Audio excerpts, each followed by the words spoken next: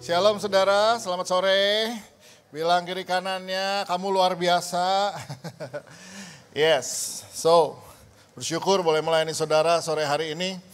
Dan istri saya titip salam karena tadi pagi dia ada, tapi sore ini dia perlu istirahat. Rupanya masuk angin dan belum istirahat dari kemarin. But saya bersyukur punya istri kayak dia karena dia support banget. Ada orang yang kalau dibilang justru siapa supporter saya paling utama, istri lah. Itu yang paling utama, dampingi saya dalam semua susah dan senangnya di dunia dan di layanan dan kehidupan ini. Oke, saya kenalin keluarga saya. Yang pertama, kalau sudah lihat keluarga saya, dari istri saya belajar bahwa perempuan itu lebih kuat dari laki-laki. Coba perempuan yang setuju sama-sama katakan amin. Wih. Istri saya itu dokter gigi, ya dia spesialis ortodontis dan dia dosen, dia pegawai negeri. Jadi kalau pagi dia ngajar dari jam 9 sampai jam 3 sore di kampus di Universitas Pajajaran. Sore dia praktek dari jam 4 sampai jam 7. Dia dosen, pegawai negeri, dia dokter gigi, dia juga istri, dia ibu dari 3 anak, saya punya anak 3. Tapi dia juga ibu gembala. Nah itu, kalau perempuan bisa tanganin 5 hal. Ya. Kalau pria 1 udah minum obat sakit kepala. So jadi kesimpulannya perempuan lebih kuat daripada pria. Kasih tepuk tangan buat semua wanita kuat di ruangan ini. Anak saya 3, yang nomor 1 justru yang perempuan. Ya dia dulu lulus dari Melbourne, jurusan Physics Psychology. Jadi itu yang belajar mengenai fungsi neuro otak. Dan kemudian dia lulus, dia sebentar di Singapura belajar di School of Theology, and then di Bandung. Dia balik, dia mulai ngajar. Lalu kemudian dia bilang, Dad sekarang saya mau sekolah lagi. Sekarang mau mengejar mimpi. Emang kemarin bukan mimpi? Bukan. Jadi apa sekolahmu yang mau dikejar mimpinya? Dia mau sekolah cinema study. Saya pikir tadi dia mau ke Amerika. Enggak, ternyata dia bilang saya mau ke Korea. Kenapa Korea? Dia balik tanya lagi, emang Dedi nggak tahu yang ditonton ibu-ibu itu film apa gitu loh. Iya memang yang ditonton ibu-ibu itu drama Korea. Kalau hari ini dunia film justru Korea yang the bestnya. Oke. So anak perempuan sudah 2 tahun ada di Korea. Dan ini tahun kedua dia harus sekolah bahasa dulu, dia harus belajar sastra Korea baru dia bisa masuk di sinema. Oke, yang nomor 2 itu di Jerman. Ya di Jerman. Kayak Pastor Carlson, ya, di Jerman, dia sekolah di Jerman, jurusan Aerospace Engineering, jadi memang gak akan pulang. Dan dia udah lulus, jadi lagi sambil ngambil master, juga udah kerja, Juli kemarin dia menikah. Dan jadi saya udah punya menantu, tapi belum punya cucu gitu loh. Jadi sekalipun udah punya cucu, saya udah bilang sama gereja, tetap panggil Kak Nala gitu. Karena saya belajar dari Kak Seto, oke, sampai kakak terus sampai kapanpun. Nah, jadi itu anak saya nomor 2 yang di Jerman. Yang paling kecil di rumah, itulah penghiburan kita di hari tua inilah, umur 12. Ya. Jadi yang masih suka video call atau telepon, cuma nanya, Mama boleh pesen McD? Oke, itu tuh anak. Yang punya umur 12 tahu. Oke, nah ini keluarga saya. So, gereja yang saya bangun itu start dari 13 orang. Jadi kalau ada gereja yang bilang, aduh, Pak kita nggak tahu gimana bisa berkembang. Saya bilang pasti bisa berkembang. Kenapa? Karena saya juga start dari 13 orang. Di ruang tamu. Sampai jadi kayak hari ini. Itu semua mulai dengan humble beginning lah semuanya. Kita nggak punya apa-apa, nggak tahu apa-apa dan nggak bisa apa-apa. Tapi kita percaya kita punya Tuhan yang luar biasa. Ada amin nggak Bapak Ibu Saudara? Ya, selama mau dibimbing, selama mau diajar pasti bisa. Nah, oke, gereja yang tadinya dari ruang tamu 13 orang itu Tuhan bawa sampai ke hari ini.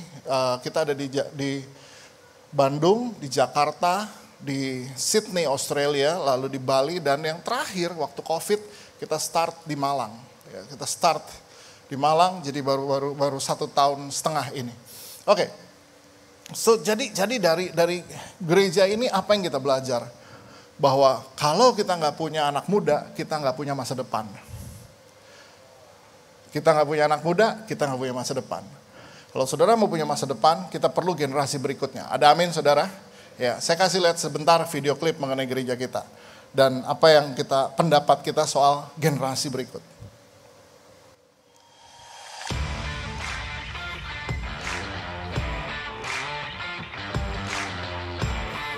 Hai, welcome to ECC Church.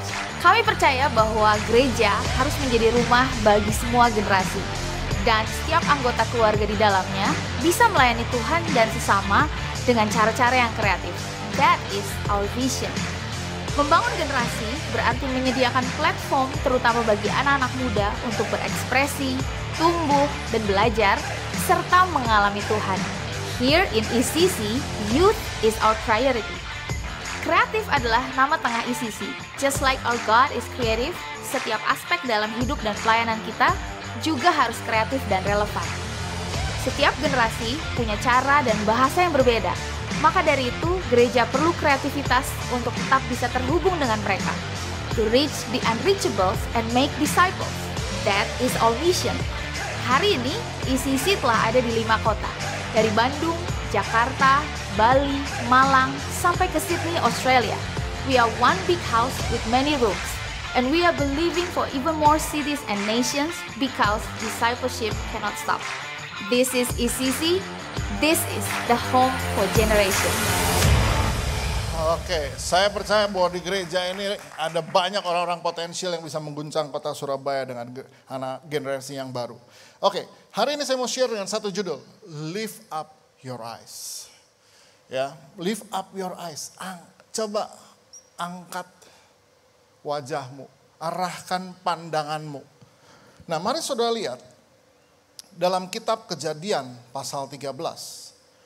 Nah, ayatnya bilang begini di Kejadian 13 ayat 14 dan 15. Setelah Lot berpisah daripada Abram, berfirmanlah Tuhan kepada Abram, pandanglah sekelilingmu dan lihatlah dari tempat engkau berdiri itu dari timur dan barat, utara dan selatan. Sebab seluruh negeri yang kau lihat itu akan kuberikan kepadamu dan kepada keturunanmu untuk selama-lamanya. Saudara, ketika Abram berpisah dengan Lot, Lot mengambil daerah yang bagus. Which is dia ambil daerah Yordan yang banyak airnya. Pada masa itu kalau dia punya air berarti dia punya sumber hidup. Abram kebagian sisanya. Yang kering, yang gak ada sumber airnya. Tetapi Tuhan bilang sama Abram. Pandanglah sekelilingmu. Dia bilang, pandanglah sekelilingmu. Suruh lihat ke barat, ke timur, ke utara, ke selatan. Saudara, dalam hidup kita seringkali pandangan kita terfokus pada satu kesulitan kita hari ini. Abram cuman lihat apa yang bisa dia lihat di depan. Kering, gersang, gak ada apa-apa. Cuman Tuhan bilang gini, sekarang pandanglah. Jangan cuma lihat ini, pandanglah sekelilingmu. Lihat di utara, lihat di selatan, barat, dan timur. Sejauh kamu bisa pandang, itu akan saya kasih sama kamu. Dengan kata lain, kalau Abram masih bisa lihat, berarti Tuhan akan berikan itu. Tuhan bilang begini, yang kau lihat itu akan kuberikan. Nah, dari sini kita tahu bahwa your eyes and mouth is an effective weapon. Artinya mata dan mulut kita ini senjata yang efektif. Saudara, kalau cara melihat kita salah dan omongan kita salah, jadilah kita seperti itu. Cara kita lihat anak, kamu mah anak bodoh. Anak gak tahu diuntung, jadilah itu anak. Seperti itu. Wah, lagi anak saya yang nomor 3 masih kecil, kakaknya nonton film. Ada satu film gimana seorang pengasuh yang selalu bilang sama baby yang dia asuh adalah, you is kind, you is smart, you is important. Jadi setiap kali anak itu nangis dia bilang, you is kind, you is smart, you is important. Dia bilang begitu. Oh, dan anak itu tenang dan diem. Jadi kita suka bilang, jadi si kakak-kakaknya suka bilang gitu sama anak saya yang kecil dulu, you is kind, you is smart, you is important. Saudara, seorang akan jadi seperti apa yang kita omong dan kita lihat. Makanya Kalau kita sudut pandangnya salah, yang kau lihat itu akan kuberikan, kata Tuhan. Saudara, ada beberapa sudut pandang kita yang harus diperbaiki. Yang pertama, bagaimana kita memandang Tuhan kita? Kenapa ada orang Kristen hidupnya kayak begitu? Karena cara dia memandang Tuhannya salah. Saudara mandang Tuhan sebagai apa? Sebagai Bapa yang baik atau sebagai Bapa yang kejam? Ada orang Kristen yang mandang Tuhannya sebagai Bapa yang kejam. Kenapa? Kebanyakan nonton sinetron azab. Dikit-dikit azab kamu ini ya. Lupa saat teduh, azab besok nih. Wah, habis kamu yang gak ada, perpuluhan kurang 50 rupiah, kutuk kamu mati. Aduh saudara, kalau Tuhannya begitu, maka kita kekristenannya akan jadi kayak gitu. Wah, Kristennya Kristen hukuman. Mau nyebrang hampir ketabrak becak, langsung bilang, nah temennya bilang, periksa diri, dosa apa kamu? Dosanya satu, gak lihat kiri kanan, sebetulnya itu kan. Tapi karena pandangan kekristenannya udah begitu. Tuhan tuh hukum, kutuk, salah kamu. Aduh saudara, ngeri bener ya kalau hidup kayak gitu. Tapi saudara memang sudut pandang ini harus diperbaiki. Saya lahir baru terima Yesus, saya gak ngerti Tuhan tuh kayak apa. Saya lahir baru terima Yesus, latar belakang saya dulu atlet. Saya atlet balap sepeda, saya di tim nasional dari tahun 1983 sampai 1987. Saya lahir baru tahun 1984, kenapa? Karena sebuah kecelakaan besar di kejuaraan ASEAN. Dampak dari kecelakaan itu adalah pipi saya robek 13 jahitan. Ini bukan lesung pipit. Kalau saudara pikir ini lesung pipit, enggak. Ini dijahit 13 jahitan. 13 di sini, 4 di sini. Jadi ini dulu dokternya waktu ngebuka ini kaget karena gigi saya bisa dilihat dari luar gitu loh. Dan zaman dulu jahitan tuh belum kayak sekarang, masih yang silang-silang itu semua tuh. Nah, di situ saya baru mikir mati saya ini, mati karena darah di mana-mana kan, baju saya berdarah semua. Panik dan saya pikir mati saya ini. Nah dalam keadaan begitulah pipi saya dulu muka saya nggak simetris, miring. Karena ini kan ketarik, semua urat-urat dan otot di sini ketarik. Dan kulitnya jadi keloid dan mengerikan dulu. Dan dalam keadaan masih begitu, bulan Juni 1984 ada KKR khusus atlet. Nah, saya dibawa ke situ, diajak mau, karena kan udah hampir mati. Orang kan gitu ya, udah mau mati dulu baru mau KKR gitu kan. Kalau enggak gitu kan. Saya juga gitu, dibawa. Yang kasih kesaksian, Rudi Hartono, 8 kali juara dunia bulu tangkis. Dia bilang saya juara dunia, tapi hidup saya kosong sampai saya ketemu Yesus. Jadi Juni 1984 saya serahkan hidup sama Tuhan Yesus. Saya masih ingat, itu pembimbing saya bilang gini, Nala, kalau kamu berdoa, berdoalah kepada Bapa di surga. Benar. Nah statement dia berikut ini yang bikin susah. Dia bilang gini, Bapa di surga itu kalau berdoa kamu datang aja sama Tuhan. Seperti kamu datang sama Bapa di rumah. Ngobrol sama Bapa di rumah. Mateng. Wah, saya dikasih tahu begitu. Cilaka, gimana? Bapak saya tuh tentara dan nggak pernah ngobrol sama anak. Bapak saya tuh kalau manggil anak, especially manggil saya, nggak pernah pakai nama. Woi, bawa itu sini, masukin dulu. Jadi itu yang ada. Jadi saya dibilang, Bapak di surga kayak Bapak di rumah. Waduh, wah repot. Dan itu bertahun-tahun menjadi sudut pandang saya soal Tuhan. Jadi kalau waktu saya udah kuliah, saya tahun 1987 keterima masuk di ITB. Saya kuliah di Fakultas Seni Rupa dan Desain. Kalau ujian dapat B, berarti Tuhan senang. Ujian dapat C, berarti Tuhan agak kecewa sama saya mungkin. Kalau saya ujian dapat D, Tuhan murka berarti. Kalau saya nggak lulus ujian, berarti saya lagi diazab sama Tuhan. Nggak ada hubungannya. Kurang kerjaan apa Tuhan ngurusin ujian sampai lulus apa enggak? Itu mah tinggal kamu belajar apa enggak. Tapi karena sudut pandang yang salah. Sampai di tahun 1989, saya ikut seminar yang namanya seminar Hati Bapa, Father Heart of God. Di situ saya baru tahu bahwa Bapa di surga itu enggak kayak Bapa di rumah. Ya, satu ayat firman Tuhan di Mazmur 103 bilang begini, seperti Bapa sayang kepada anak-anaknya, demikianlah Tuhan sayang pada orang-orang yang takut akan Dia. Sebab Dia sendiri tahu apa kita. Dia ingat bahwa kita ini debu. Wow, Bapa itu sayang seperti Bapa sayang sama anak-anak, Tuhan sayang sama orang yang takut akan Dia. Enggak kok, Dia tuh sayang kok sama kita. Bapa di surga sayang sama kita. Ada amin gak Bapak Ibu Saudara? Nah, dalam terjemahan The Message dibilang begini, as a parents feel for their children, God feels for those who fear Him. Jadi sayangnya tuh pakai perasaan. Bukan sekedar sayang tapi merasa. Ini anak saya rasa, saya tahu kalau anak saya lagi gak enak. One day anak saya di Jerman kirim message sama kita, cuman kirim ya, feel down, feel lonely lagi sendiri gitu. Saya nggak banyak omong, saya langsung panggil sekretaris saya. Tolong semua schedule saya 2 minggu ke depan cancel semua. Saya langsung beli tiket, saya berangkat ke Jerman. Saya muncul di apartemen dia ya kita cuman ngobrol 2 minggu, dia kuliah, saya di rumah dia. Dia nggak ngapa-ngapain. Kenapa? I feel you. Saya cuma bisa bilang itu sama dia.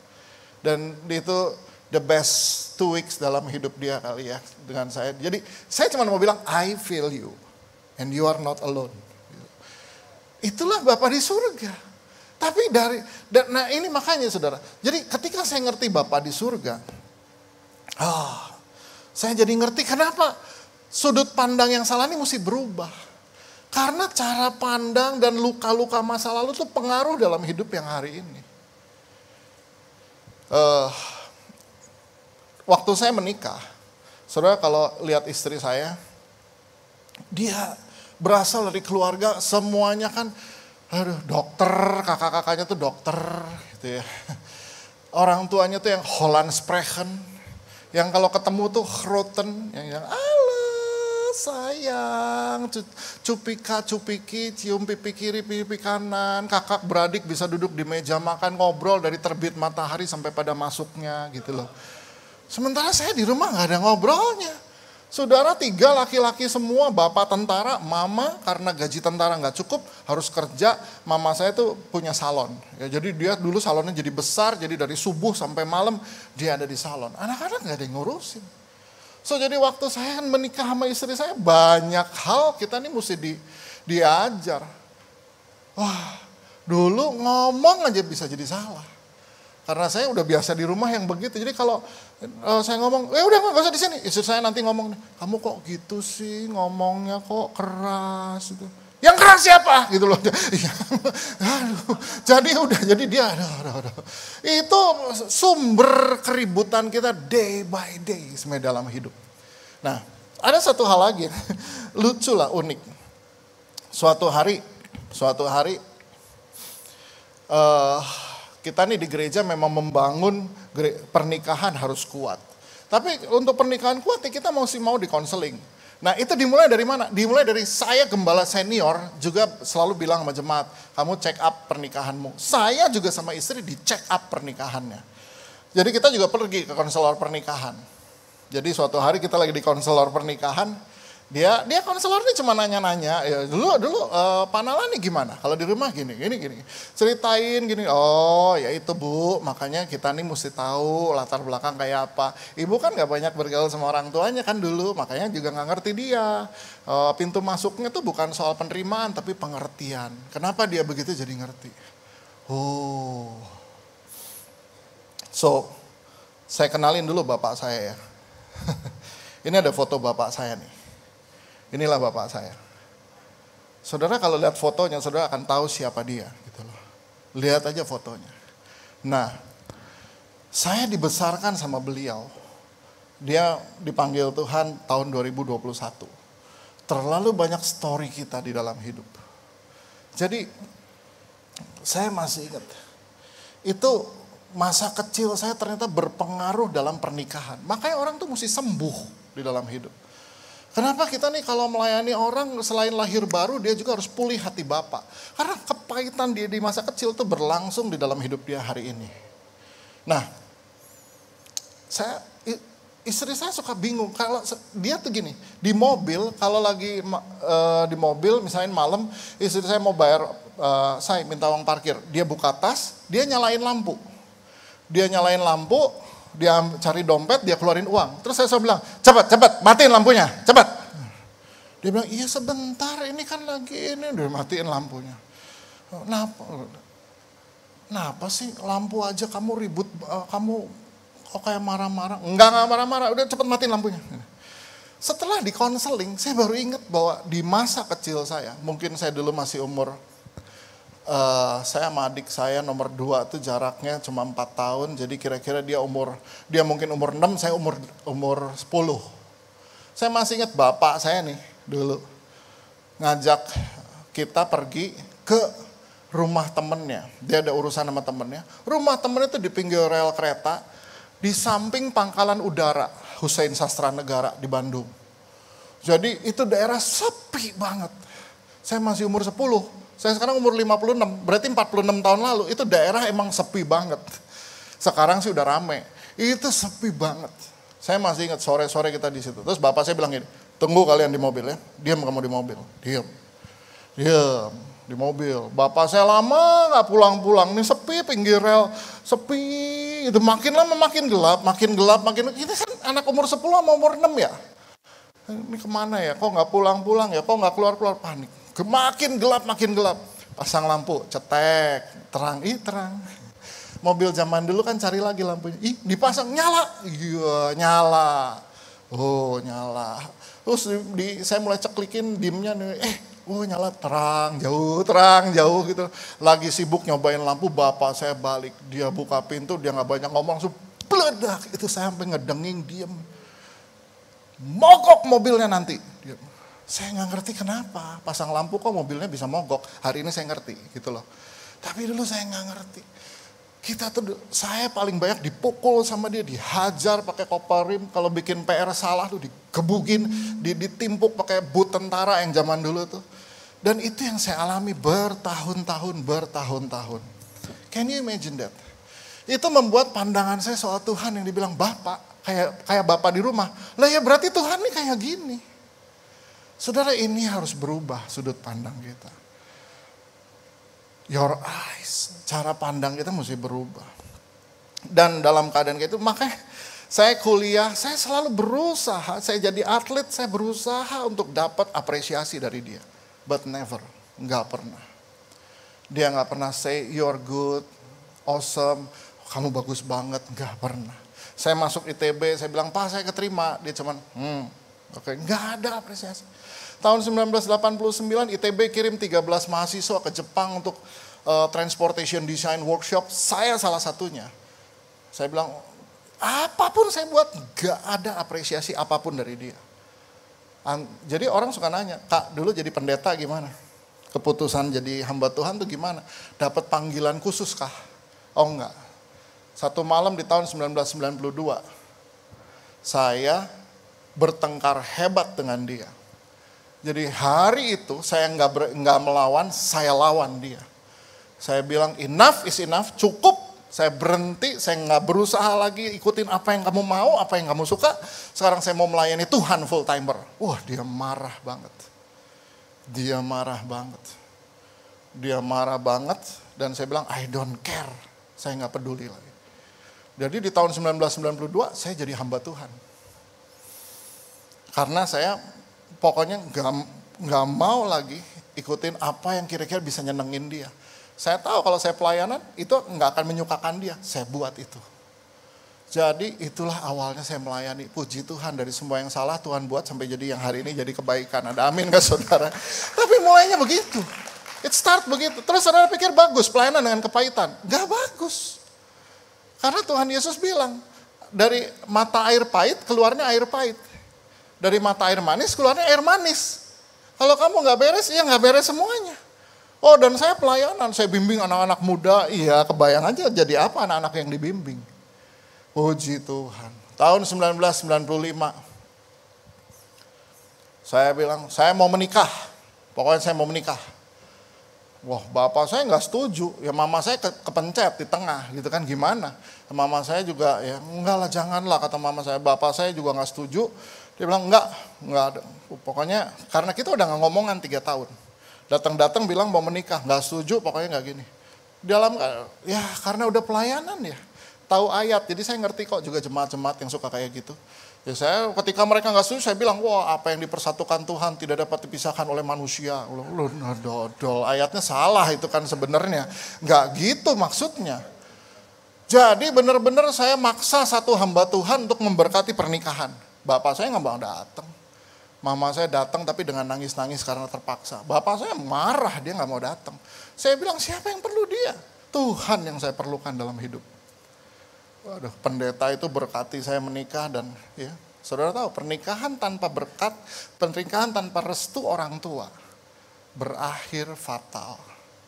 Jadi pernikahan saya di tahun 1995 berakhir hancur dalam perceraian. Saudara mesti tahu itu, saya pernah lewat masa-masa itu. So, jadi nggak mudah. Tapi bukan membuat saya sadar, makin pahit. Tapi puji Tuhan lah, ada satu hamba Tuhan tua yang setia datang. Setia datengin saya, bilang, Nala kamu salah. Kamu melayani generasi begini, kamu akan alirkan roh yang salah sama mereka. Saya bilang, loh yang salah dia, kan ada ayat yang berkata, hai bapak-bapak jangan bangkitkan amarah di anakmu. Dia yang bikin, pokoknya saya merasa benar aja terus.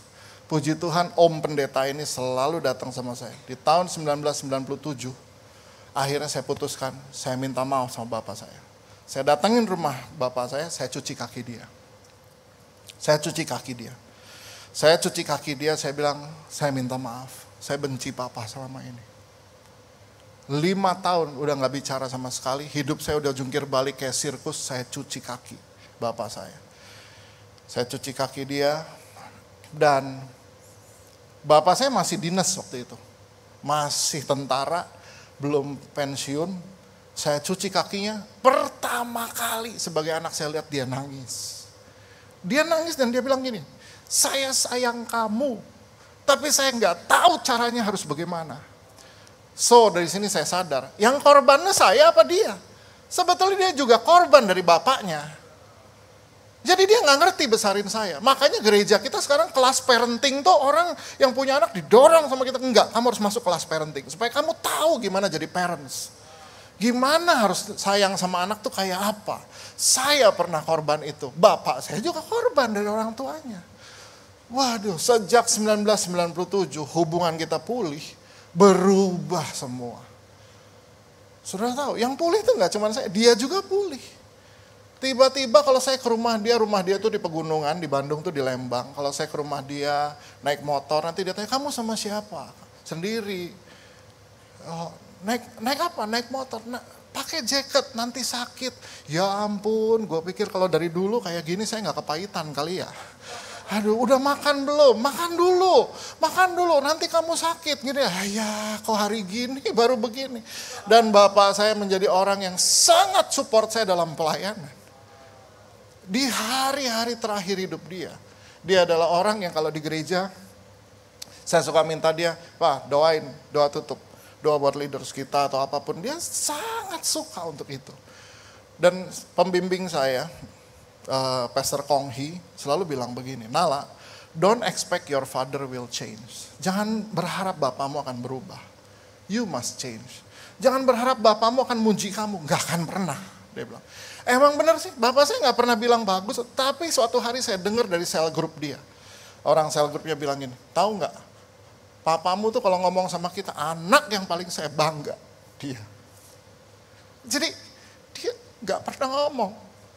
Karena memang, ya itulah dia. Dia dibesarkan dengan begitu. Waktu bapak saya meninggal, saya baru sadar betapa banyak warisan dia di dalam hidup saya. Ayah saya dimakamkan di Taman Makam Pahlawan. Saya jadi anak yang bangga bawa foto dia. Saya ada di upacara pemakaman secara militer. Saya lihat betapa semua menghormati dia. Dan saya bersyukur saya jadi anak dia.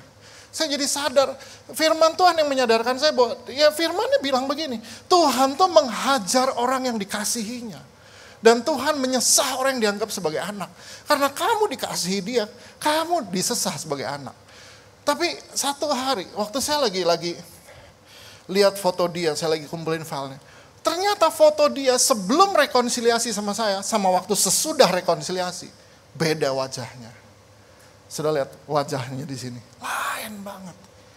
Sama sebelum dia rekonsiliasi dengan saya. Jadi kesimpulannya, ketika pandangan saya tentang Tuhan berubah karena saya rekonsiliasi sama dia, juga dia lahir baru akhirnya, dia terima Yesus.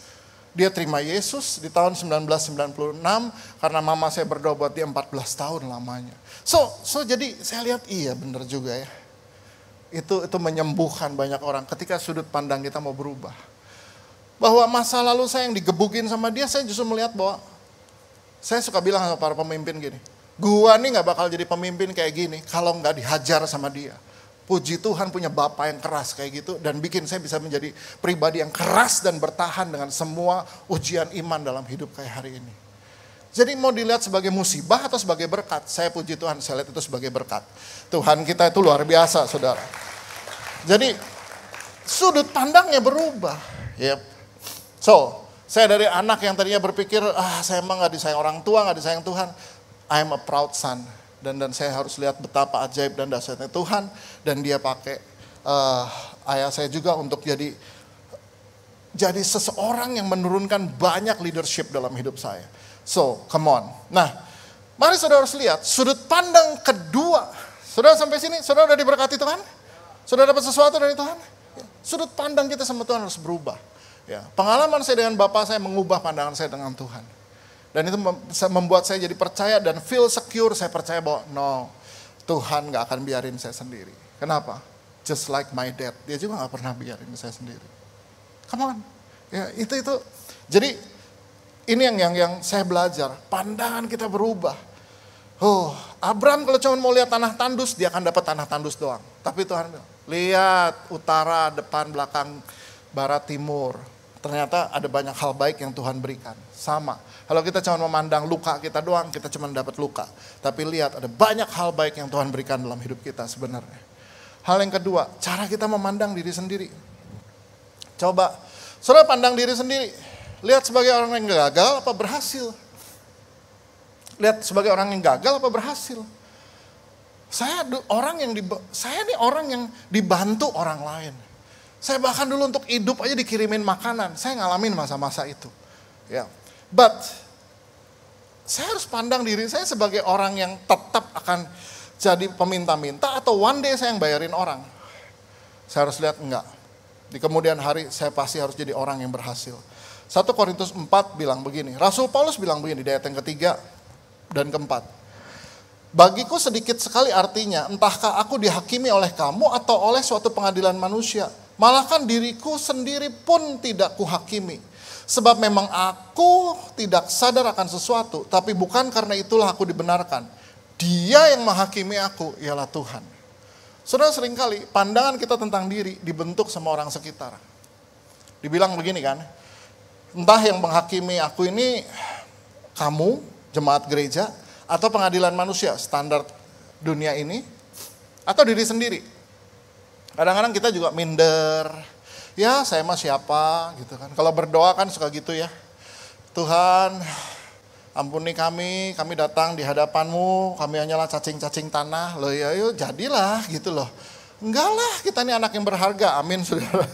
Nah, pandangan kita tentang diri sendiri ini mesti diberesin juga saudara. Dan Tuhan bilang, Rasul Paulus bilang ini, dia yang menghakimi aku ialah Tuhan. Saudara harus tahu apa kata Tuhan tentang diri kita. Jangan apa kata orang, jangan apa kata gereja, jangan kata masyarakat, tapi apa kata Tuhan. Contoh, dunia pelayanan aja bisa bikin gambar yang salah sama saya. Aduh, saya masih ingat di tahun-tahun 97, 98, 96 gitu, saya pelayanan sama teman saya. Kita suka pergi berdua, saya khotbah, dia doain orang. Itu kalau zaman tahun 90-an kan zamannya kebaktian, kebangunan rohani.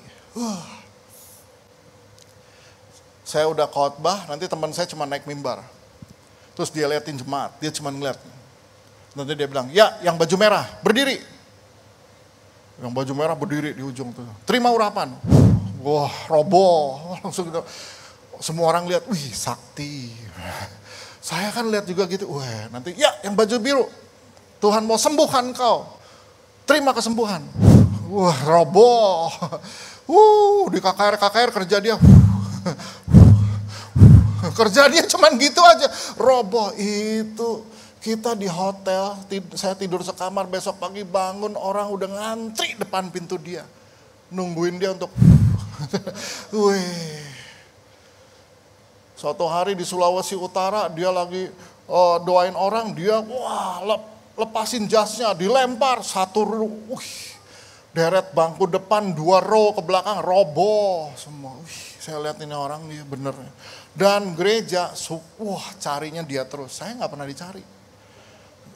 Jadi saya juga coba, saya udah coba kok. Nggak ada apa-apa. Nggak jadi apa-apa. Aduh. Saya udah lempar jas, lempar jaket, mimbar saya lempar. Tapi orang nggak roboh gitu loh. Jadi saya memang berpikir memang saya ini nggak berguna buat kerajaan sorga gitu loh. Yang berguna ini teman saya karena tinggal roboh. Saya ini udah sampai udah habis napas. Nggak ada apa-apa. Saudara, tanpa sadar bentukan pelayanan tuh berpengaruh ke saya. Iya sih, emang ya. Saya emang gak bisa apa-apa.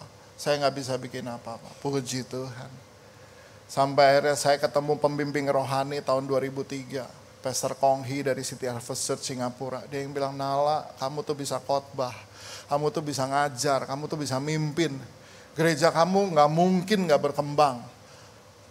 Sekarang kamu gereja cuma 150, tapi lihat kamu akan berkembang jadi 1000, 2000, 5000 dan terus. Dia bilang, kamu punya potensi. Nah itu tuh, menemukan apa yang Tuhan ada dalam diri saya, itu yang mesti dicari. Aduh saudara, kalau enggak saya habis dihakimi sama lingkungan dan oleh diri sendiri. Nah jadi saya belajar bahwa iya bener ya. Saya mulai cari, saya ini bisanya apa? Oh ternyata saya bagus. Saya bisa ngajar. Orang tuh kalau bisa ngajar, hal susah jadi gampang. Kalau orang nggak bisa ngajar, hal gampang jadi susah gitu loh. Oh saya bisa ngajar. Terus kedua, saya bisa bikin tim. Makanya gereja bisa berkembang. Saya bisa bangkitin leader-leader baru. Saya bisa mulai melahirkan anak-anak rohani dan mereka tuh benar-benar jadi gitu loh. Benar-benar jadi, nggak cuma berhenti di situ aja, tapi benar-benar jadi. Puji Tuhan. Tiap tahun kita bikin acara setahun sekali buat leaders namanya Back to Barak. Karena kalau tentara tuh ditarik pulang ke barak untuk dilengkapi lagi, untuk di-refresh lagi, untuk mereka tuh terima visi lagi untuk ke depan, mesti gimana, dan mereka ketemu semua leaders. Tahun ini, bukan kemarin, ini.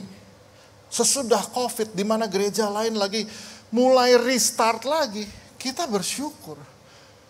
Sepanjang COVID kita tuh bisa stabil meskipun ngurusinnya sambil online dan sebagainya. Dan jumlah leaders kita bukan berkurang, bertambah.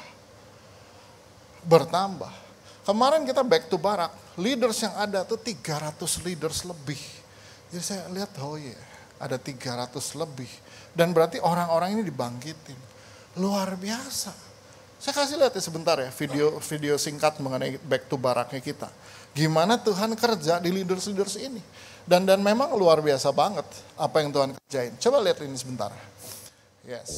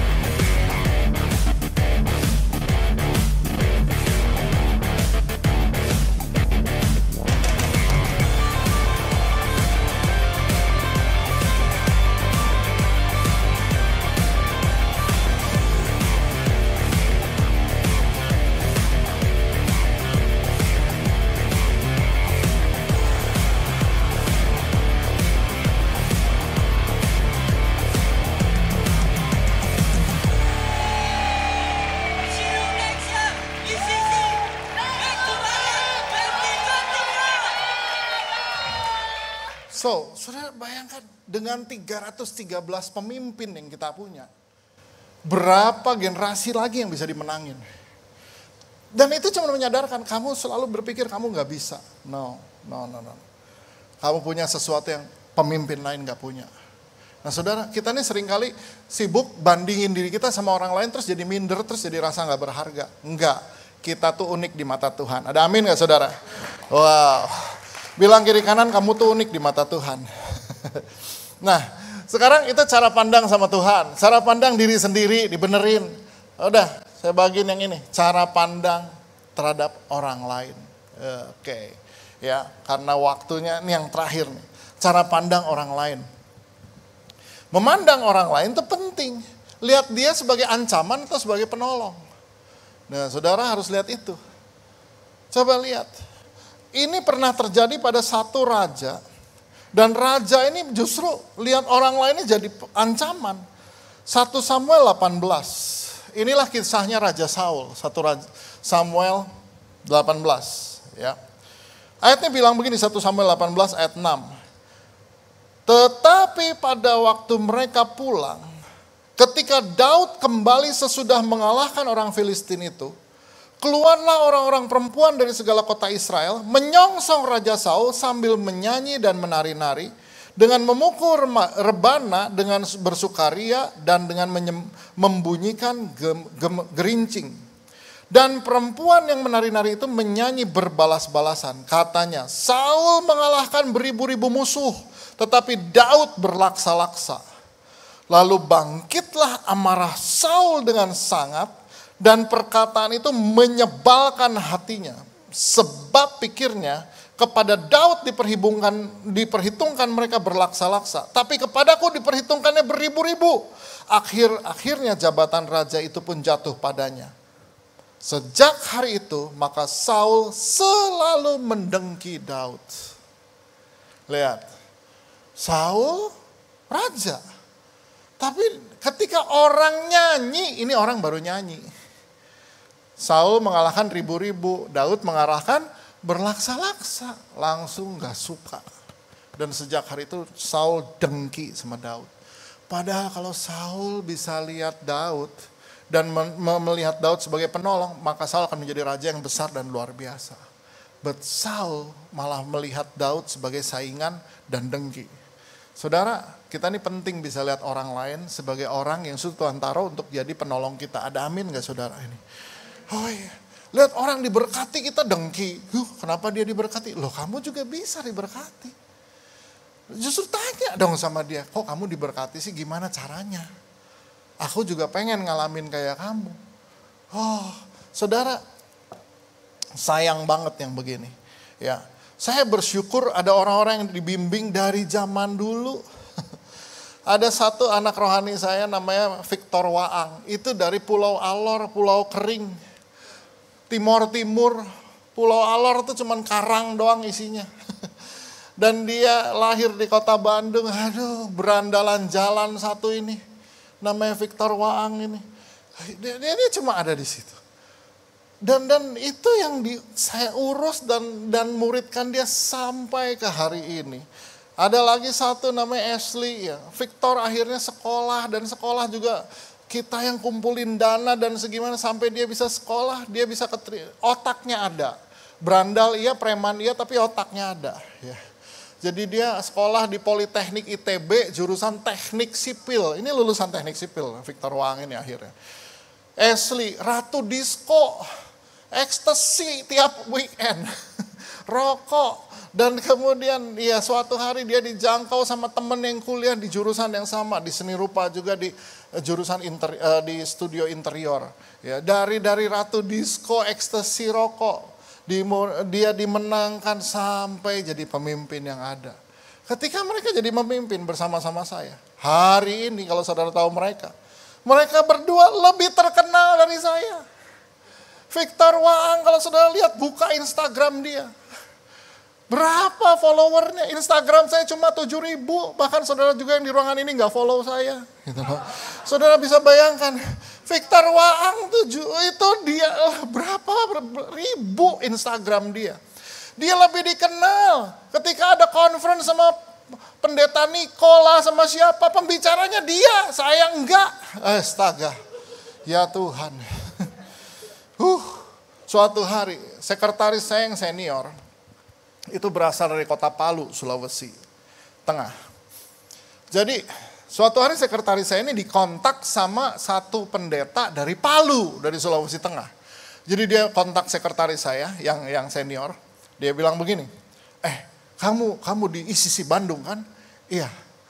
Saya mau ke Bandung, saya mau ketemu sama Pastor Victor Waang, dia bilang.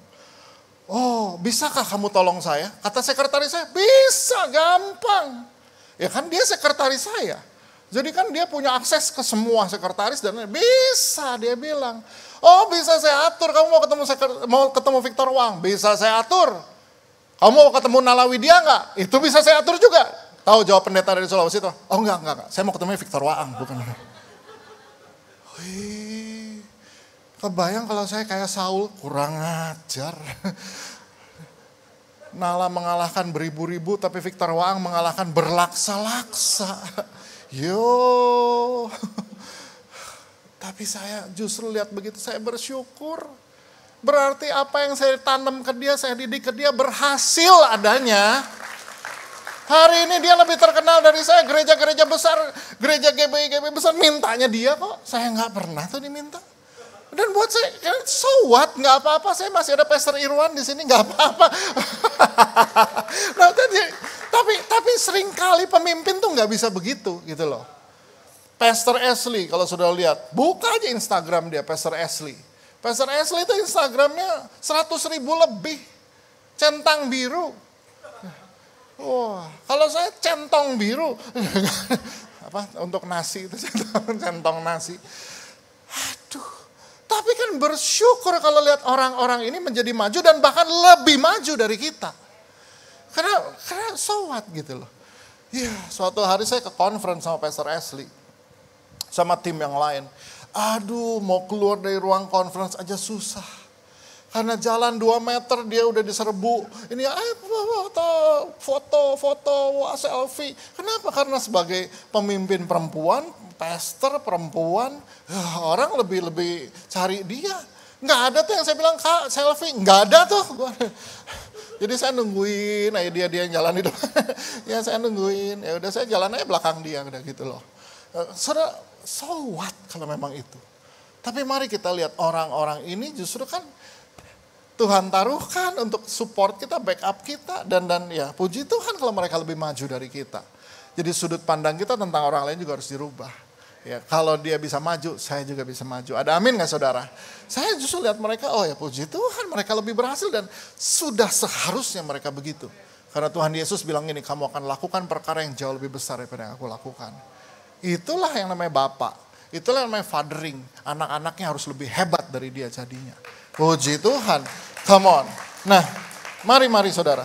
Jadi hari ini saya percaya bahwa cara pandang kita berubah, maka kehidupan kita berubah. Ya, puji Tuhan. Kemarin di satu konferensi pemimpin gereja, seorang pemimpin gereja besar ditanya, apa sih yang membuat gerejamu menjadi besar dan maju? Dia mikir apa ya. Presiden worship juga cuma nomor 4 kok, kata survei membuktikan. Apa yang membuat kita bisa maju adalah karena gereja. Oh ya, ternyata gereja kita itu gak pernah pecah, dia bilang. Puji Tuhan. Saya langsung nyenggol Victor Waang. Puji Tuhan ya. Kita gak pernah mengalami perpecahan. Dan tidak akan pernah. Gitu loh. Gak pernah. Why? Karena saya merasa aman sama mereka semua. Pemimpin-pemimpin yang ada tuh saya merasa aman. Lebih maju, lebih dikenal. Bahkan maaf kata, lebih banyak duit, lebih apapun lah terserah. Puji Tuhan. Saya kadang-kadang gak punya uang parkir, saya datengin dulu Victor Waang. Bagi duit dulu, gue gak ada uang parkir. Dia bilang berapa Kak? Berapa? Dulu dia. Saya bersyukur banget bahwa Tuhan memberkati mereka luar biasa. Jadi saudara lihat, sudut pandang kita sama Tuhan, sudut pandang sama diri sendiri, sama orang lain, mesti berubah. Kalau enggak kita akan jadi Abraham yang cuma lihat padang gurun tandus, itulah hidup kita hari ini. Tapi percayalah Tuhan berikan banyak berkat di sekitar kita. Coba lihat betapa ajaib dan dahsyatnya hidupmu sebenarnya di hadapan Tuhan. Ada amin saudara? Yes. Hari ini kita ditolong orang, tapi besok kita yang nolong orang. Harus punya tekad itu. Hari ini saya dijemput orang, besok saya jemputin orang. Harus punya pemikiran begitu. Saudara, kita start semua dari kosong. Saya minta tim praise and worship boleh naik. Saudara dapat sesuatu dari Tuhan hari ini. Saya pernah ditanya sama orang, Pastor Nala, kesulitan apa yang terbesar yang pernah kau alami, peristiwa apa yang terbesar pernah kau alami dalam hidup sampai rasanya kau gak pengen hidup lagi? Pernah gak alami itu? Mereka tanya. Saya bilang pernah. Pernah. Ketika sebagai hamba Tuhan saya harus mengalami perkara yang namanya rumah tangga hancur, itu rasanya udah gak pengen hidup lagi, saudara. Rasanya gak pengen hidup lagi. Rasanya gak pengen hidup lagi. Tetapi saya cuma saya masih ingat, ketika saya datang sama Tuhan dalam keadaan hancur, saya cuma berlutut, saya cuma bilang, Tuhan, enough is enough. Selesai semuanya. Gak ada lagi apa-apa. Gak mungkin saya bisa melayani Tuhan lagi dan lain-lain. Dalam keadaan itu Tuhan cuma bilang gini, you still my son. Apapun terjadi sama hidup kamu, kamu tetap anakku. Gak ada yang berubah. Ketika saya hidup sendirian, nggak punya apa-apa, bapak saya justru yang bilang, pulang aja kamu di rumah, kamu masih punya rumah, sini di rumah. So, saudara, saya alami masa-masa susah dalam hidup. Orang bilang, Pak, tapi kita bangun gereja sudah, saya harus bangun gereja dari titik nol, bahkan minus, karena citra saya udah buruk di mata manusia. Saya bilang, cuma Tuhan yang masih terima saya. So, kalau hari ini saya bisa kayak gini, karena saya merasakan Tuhan tuh baik banget. Pernah ada orang bilang begini, Pak Nala udah baca buku mengenai hyper grace. Saya bilang, saya gak usah baca buku hyper grace. Saya mengalami grace yang hyper dalam hidup saya. Hidup saya ini udah terima kasih karunia yang hyper sebetulnya. So, foto keluarga saya yang terakhir, ini ketika anak saya menikah bulan Juli kemarin. Anak saya menikah di Jerman, that's my mom. Ketika kita lihat ini, kita cuma lihat, iya ya. Kalau bukan Tuhan yang membangun rumah, sia-sia usaha orang membangunnya. Dari hidup hancur, dari titik minus, bisa jadi kayak hari ini. Itu semata-mata Tuhan yang buat. So makanya lihatlah dia sebagai Bapa yang baik. Lihatlah dirimu tuh gak dibuang Tuhan. Manusia boleh buang, dunia boleh buang. Tapi Tuhan gak pernah buang kita. Lalu lihat betapa orang kiri kanan itu mengasihimu. Saya masih ingat di masa-masa sulit. Itu semua pemimpin-pemimpin yang ada sama saya sekarang sering kali nungguin saya, Kak makan dulu. Kami gak mau pulang kalau Kanala gak mau makan. Itu mereka buat. So makanya Tuhan bilang, kamu berhenti lihat masalahmu doang. Lihat kiri kananmu. Seorang hamba Tuhan bilang, Nala berdiri. Anak-anakmu masih membutuhkan kamu, berdiri kamu, tetap memimpin. So itu yang membuat saya ada hari ini. Ketika sudut pandang dirubah. Jadi sekarang saya tahu ke depan panggilan saya apa. Panggilan saya adalah gembala buat para gembala. Why? Karena saya udah melalui banyak badai dan api dalam hidup. Bagaimana membangun gereja dari titik kritis, minus dan lain-lain. Dari keadaan hina, dina, miskin, papa sampai ke hari ini. So, itu semua justru bukan dianggap sebagai musibah, tapi menjadi berkat yang bisa menolong orang lain. Gimana orang yang udah putus asa sama hidup, lihat, saya selalu bilang gini, lihat, hidup saya pernah lebih hancur dari kamu lebih punya pengharapan daripada saya. Kalau Tuhan bisa buat dalam hidup saya, dia bisa buat dalam hidup kamu, saya selalu bilang. Come on, saudara satu sore hari ini, berapa banyak engkau yang mau mengalami Tuhan yang ajaib itu, ya. Sore hari ini saya cuma mau bilang ada harapan di dalam Yesus. So mari kita tundukkan kepala sejenak. Berapa banyak saudara yang sore hari ini kau mau datang sama Bapa dan mau mengalami kebaikan Bapa di surga. Kalau engkau rasa bahwa yes Tuhan, saya selama ini salah melihat Bapa di surga. Dia Bapa yang baik, dia Bapa yang mengasihimu. Berapa banyak yang sore hari ini Kau melihat bahwa seringkali pikir saya ini nggak bisa apa-apa. Memang Tuhan buat saya begini. Enggak. Nggak ada bapak yang pengen anaknya susah. Even bapak saya sendiri pun dia bilang, saya sayang kamu tapi saya nggak tahu caranya harus gimana. Semua bapak sayang anaknya. So sore hari ini, biar berapa banyak engkau yang ingin mengalami bahwa Tuhan itu baik dalam hidupmu.